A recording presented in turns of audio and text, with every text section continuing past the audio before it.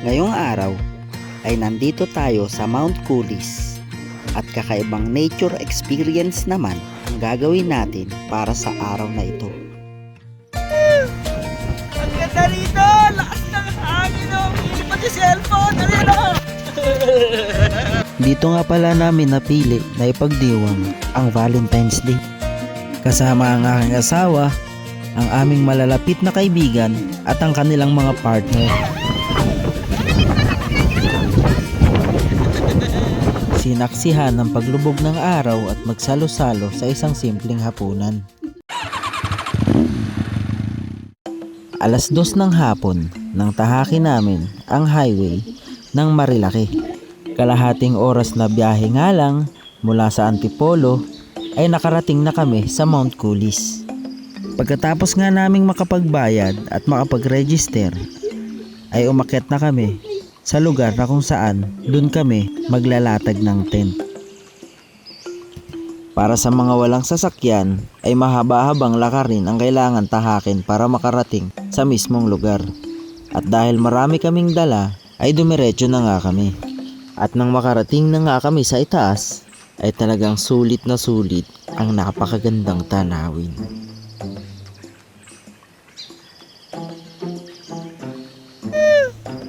Ang ganda rito!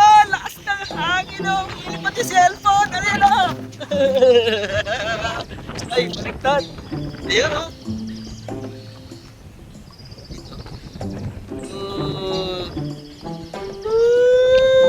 Lakas ng hangin oh! May rainbow oh! Ano may rainbow pa oh? Kita ba dito? At nagpakita pa nga ang bahaghari na para bang winelcome ng kalikasan. Nung umaga ay galing pa nga ako sa trabaho, kaya ang asawa ko ang pinaka naghanda ng mga dadali namin para sa araw na to. Mula sa tent, sa bangko, sa mga damit, at kung ano-ano pang mga dapat dalhin. Tamang hanap lang ng spot kung saan tayo pwedeng maglatag ng tent. Siyempre yung hindi rin hahanginin, hindi rin delikado. Yan tulad nito. May latagan ng tent dito, pero yung di naman. Oh. Oh. Oh. Ba? Medyo may sagulong. May sagulong ka. Masarap din talaga sumama sa trip na matatanda eh. Yan oh. Yan. So bali ito yung spot na possible na ano natin, latagan ng tent para yung yung view, di ba? Corner siya, corner. Diba? Pero may mga kabahayan, may mas magandang spot. Ito. Yan. Ito. Dito tayo magtatayo ng tent. Tignan niyo naman yung view. Di ba? Di ba? Solid guys. Yan, latagan siguro ng tent itong mga square na yan. Yan o, kasi pababa siya. Yan mga yan. Diba? Kabilaan yung yung pinto ng tent namin. Pwede dito yung view. Pwede yung dito. Ayan, tapos ayun o, yung parang pupunta tayo doon bukas dito, yan. Yung parang bangka. Ayan, maganda mag picture doon. Parang Noah's Ark, no? So ayan, ito. Lalatagan natin ng tent, baka matapat sa ulo natin yung yung eat. May eat ng osa. Ayan. Yan, kaya dito tayo dito. Ayan o. Ay hindi, lubugan ng araw to eh. Maganda, doon tayo sa bandang kabila para sikatan ng araw. Pero kasi ito, may magandang dito. Ayan o, dito, pag dito yung tent mo, pagbukas mo ng pinto ng tent mo, ayun, may lamesa o. Diyan lalabag mo na yung kape o. Diba? May nakaano ba to rito. Yan, paano mo yung almusal mo, diyan mo lalapag, no? Yan o. Solid o. Diba? Uy, gago! Gumalaw! Gumalaw! At nung nakahanap na nga kami ng pwede naming maging pwesto, ay wala na kaming sinayang na oras. Medyo lumalakas na nga ang hangin at hinahabol namin na masaksihan ang papalubog na araw.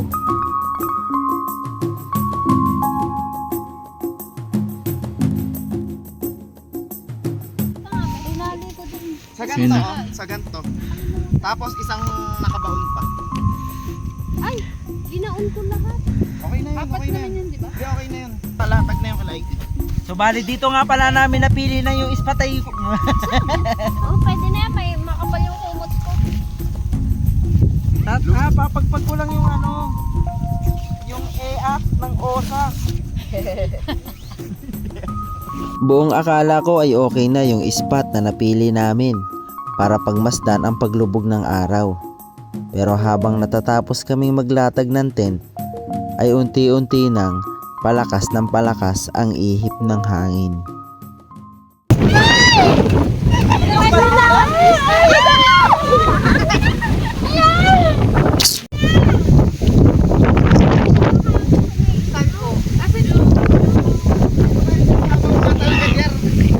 Tabi namin. Oh, yun na yun. Dito. Dito na lang. Sige. Doon na lang oh. Doon na lang sa taas. Sige. Nakakoberang kayo ng building. Oh. Ng building.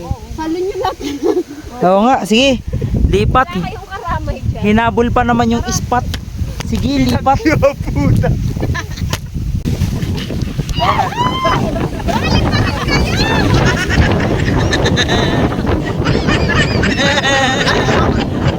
Ang babo nyo, nalaglag na gagi.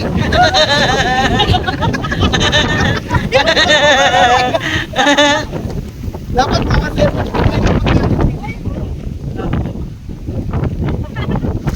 Ay. Hirap naman yan. Mamaya na. Guys, malapit.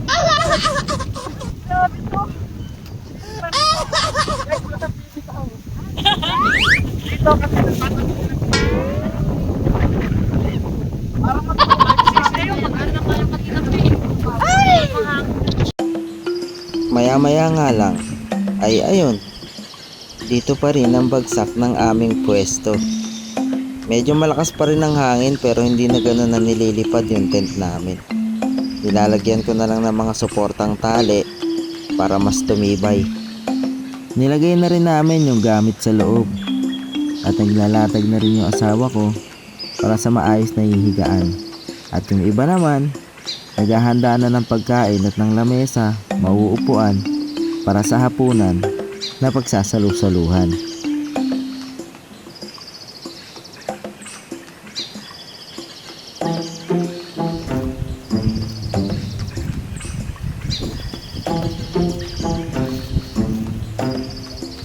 At isa pa nga sa nagustuhan namin dito ay ang mga staff nila ay sobrang maasikaso. Tulad nito ni ate, tinatanong kung ano pa yung mga dapat naming bilhin o kailangan at sila na ang bahalang gumawa. Tulad ng tubig sa banyo. At nung natapos na nga kaming mag-prepare, ano pa bang hinihintay? Kakain na. Tirahe, tirahe. Kain. Thank you, Lord. Yun o. Kain na tayo kasi mamaya mas mahirap na kumain. Kapakit tayong pong. Okay na. Dito. Diyan. Ay, babaw. Huwag, baka kagating kayo ha.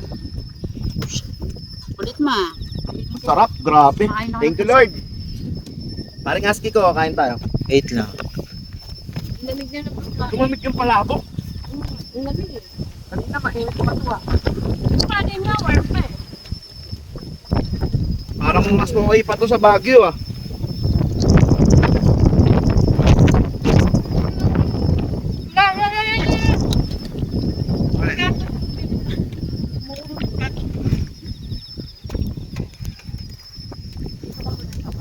Pare, tara. Sige lang. Pare. Share ko nga lang din pala, okay yung signal dito para in case of emergency o di naman kaya mabilis kayo makakapag-update para sa mga kaganapan. O di ba? Nasa tuktok ka ng bundok pero malakas yung signal, naka 5G pa. pangit lang dito, may signal. Okay sana yung nature. Ang pangit lang po dito, may signal. Nagse-cellphonean po sila.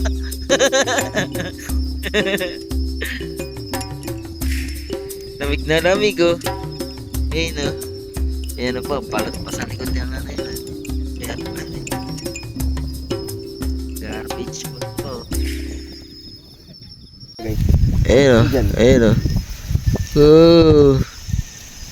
Kahit dyan magbalay-balentong niya. Lamig tayo na kape.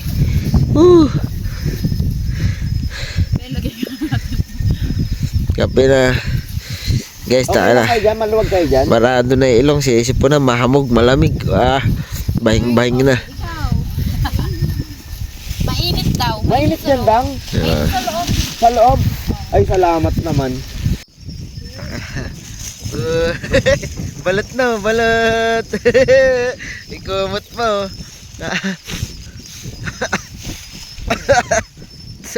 Lamig guys. Ang lamig. Ay, sinupon na ang bawat isa. Hindi na mapagsalita na maayos. Hindi na magsalita na maayos oh. Marami pa sana kaming iinumin. Marami pa. Alak. Kaya lang pack up. Tangina, di namin kaya yung lamig. Ililipat na, ililipat na ka. Ililipad na ka. At sumapit na nga ang isang napakagandang umaga.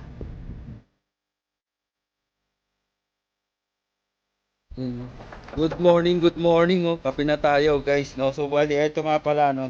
Bagong gising na tayo. Nak, oy. Sila ay nagluluto-luto na dito, ayan oh.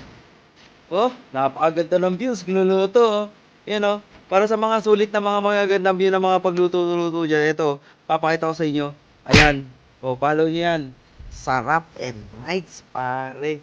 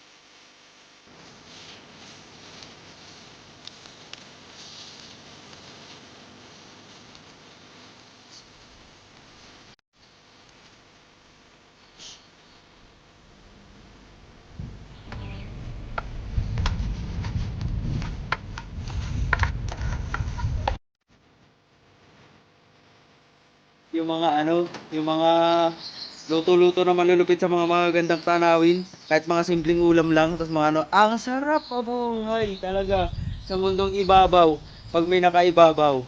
O, di ba? Ba? Nakanin na ulam. Yung mga menu nila ngayon, no? Ayan, no? Tuyo lang, pero napaka-solid na morning kung saan ka gumising. Di ba? May ano po, siguro, yung pawang na to, pang ano siguro to. Pansaunawan nila. Yan o. Dogi, huwag ka dyan. Ang matapakan ka, makakagat pa. Meron pa. Ayan o. Ano, ispakol. Ay, spam. Spam. Tapos, nasa ilalim. Uy o. Itlog na may, ano, gili siya sa sibuyas. Yan, tapos, ano, basta, yun. Yan o. Yan, may mga dumating na dito na ano, pag dito, apang-tator naman sila. Dito, sino naman. Dito, parang mapapasok ko. Tup! Sa ngangin. At may mga kanina madaling araw, yun, may mga ano tayo nakita. Akit na. Seto na.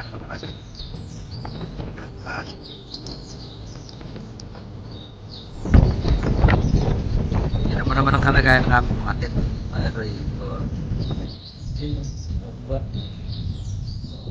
Ay, yun din, nakatip lang yan kasi para medyo tipid sa baterya. Ganda, yan, tayo, magkakabilang tayo ng konti, tapos, ayan, mag-ano na tayo, maglilipot-lipot na tayo. Meron tayong masungit dito na nagkakamalupit na tour guide. Yan, liliputin natin yan, lahat ng bundok na nakikita nyo, aakyatin natin. At pagkatapos nga namin magkape at mag-almusal, ay lumakad na kami papunta sa tinatawag nilang Noah's Ark. Kaya mo yan, Mama G. Exercise yan. Kumbaga. Rahan na ba? Nakakapagod yung ganyang mabilis.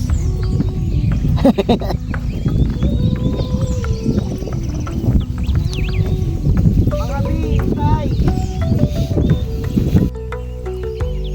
Hindi ito ang unang beses na makakaranas ako ng ganito.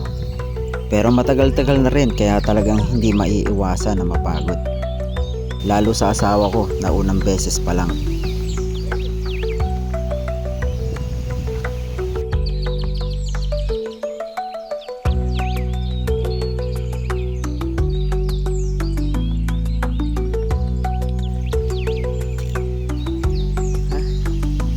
Sige lang.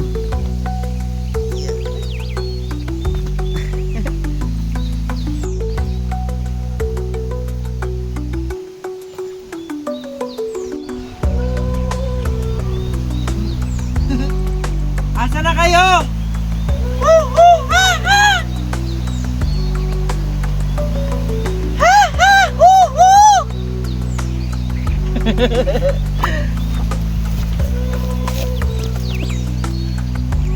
Andiyan ka lang pala. Shera. Hindi madre. Girly Shera. Andiyan ka lang pala. Oh, tinan mo. Ang mga tawiran na ito.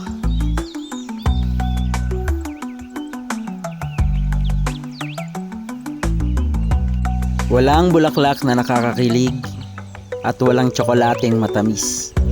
At halos hindi na nga maipinta ang mukha ng asawa ko dahil sa pagod na nararamdaman niya. Sana kayo.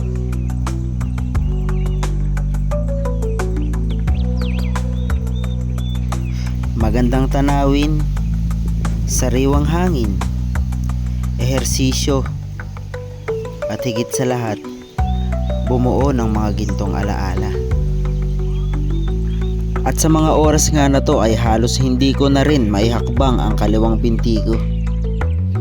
Nararamdaman ko yung sakit at ngalay pag nagmamaneho ako pag traffic at nakatapak sa clutch.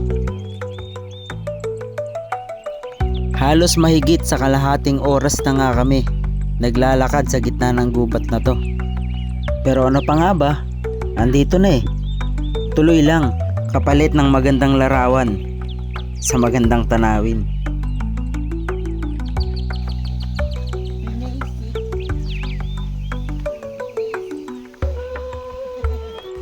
Ang problema natin dyan, yung pabalik.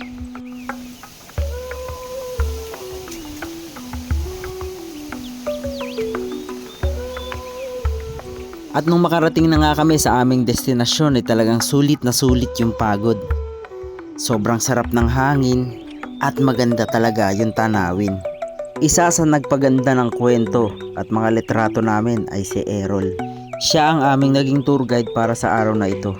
At siya din daw yung batang naging tour guide nila JR makalipas ang 3 taon. Isang bata na mayroong pangarap na makatulong sa pamilya.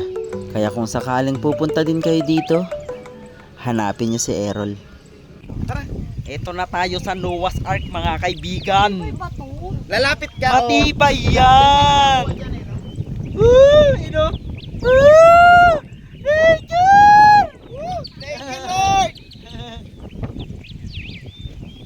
Diyan masarap sumigaw ng nature. Talaga. Kaya sige, mag-reels muna kayo, pang reels.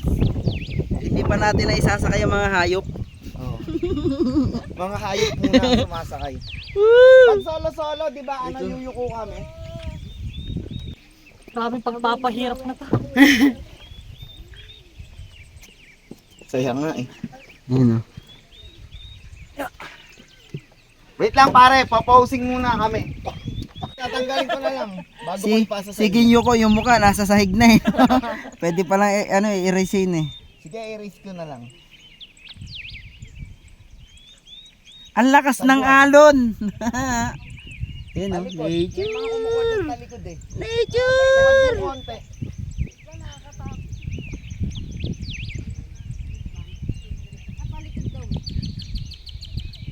Ang maganda yung ganyan solar oh. Bili tayong ganyan. Di ba 9% na lang ako. Ha? 9. Aray mo. Di ba yung solar dun sa taas nung nakaraan pa yun? Oo nga, okay lang. Nung At pagkatapos nga ng napakagandang experience namin sa Mount Coulis, nakapagligpit na kami at nakababa na rin. Muli naming tinahak ang Marilaki Highway para magtungo naman sa BNK at Mananghalian. Kung usapan ay masarap na makakainan sa Marilaki ay first choice talaga namin ang BNK. At malaki na nga rin ang naging pagbabago dito sa restaurant nila mula nung huli kaming pumunta. Bukod sa masasarap nilang pagkain ay mas lalo pang gumanda. Yung crispy pata nila dito, napakalaki at yung bulalo, anli sabaw. At syempre maraming salamat nga pala sa BNK na kahit wala sa amin ng may kaarawan ay nagregalo ng 2 pork sisig. Siguro dahil buwan ng mga puso. Maraming salamat BNK. At pagkatapos nga mapasabak sa napakatinding kainan ay subukan nyo rin tong kanilang halo-halo. Bukod sa masarap na, hindi pa nakakaumay ang tamis. At higit sa lahat, paano di sasarap? Libre yan ang paring JR ko. At pagkatapos nga pala namin kumain sa BNK ay dito naman kami nagtungo sa Lanay by Annabel. Dito lang yan sa Sampaloc, Tanay Rizal. At alam nyo ba na taga Antipolo ang chef nila dito? Napakaganda ng place. Dito nga pala ang huling destinasyon namin at dito namin napagpasyahan at tapusin ang araw at pagmasdan ng paglubog nito. Maraming salamat nga pala kay Bossing, nakilala tayo at ang sabi niya, sagot ko ang order mo. Maraming salamat Bossing. Bali nandito nga pala kami para magkape lang at magpalipas ng oras. At pagkatapos nga pala naming umorder ay humanap na kami ng pwesto para makapaglatag ng lamesa, ng mga bangko at pagmasdan ng paglubog ng araw habang nagkakape.